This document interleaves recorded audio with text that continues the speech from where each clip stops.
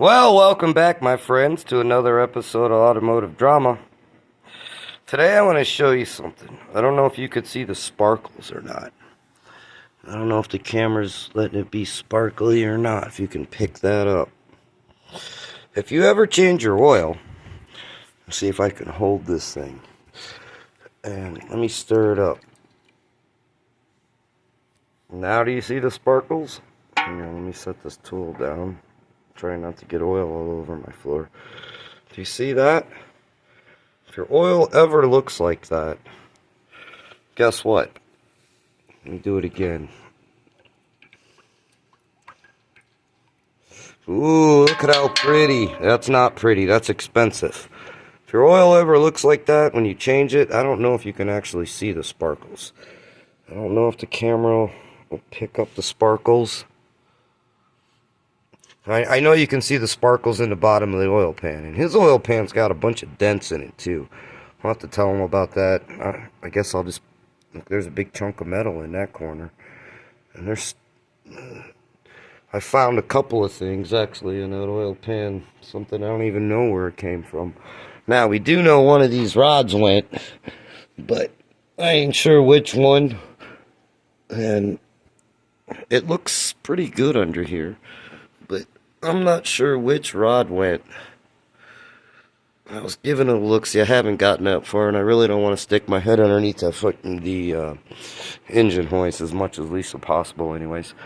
But, like I said, if you see sparkles like that in your oil, I know you can see how sparkly that is, hopefully. That means that's, might not necessarily be a rod, a crank, main, a rod bearing main. On this one, this valve train, for that valve train to put that in there, something would actually have to break. If it was a Chrysler 3.6 twin cam motor, alright, well, those things are good for blowing up. But this is a good old-fashioned iron block, overhead valve, cast iron block. Well, it's got aluminum heads, but I mean, this is old school. These are the most durable motors that were ever built. Yes, I agree, the overhead cams, blah, blah, blah, and blah, blah, blah, but they're just not as durable or as reliable or can take the mileage. Now, why this motor blew up, I have no idea. He said he got an oil change, and like 300 or 400 miles later, he checked the oil, and it was like 4 quarts low.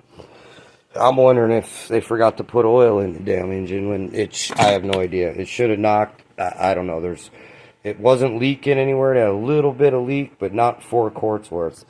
So I don't know what happened. Oh yeah, and there's a good old-fashioned broken exhaust stud. Thank God I don't have, well, that one I could probably get out real easy. I still got to take this one out. I'll make a video on how to get that baby out, but I ain't got that far yet.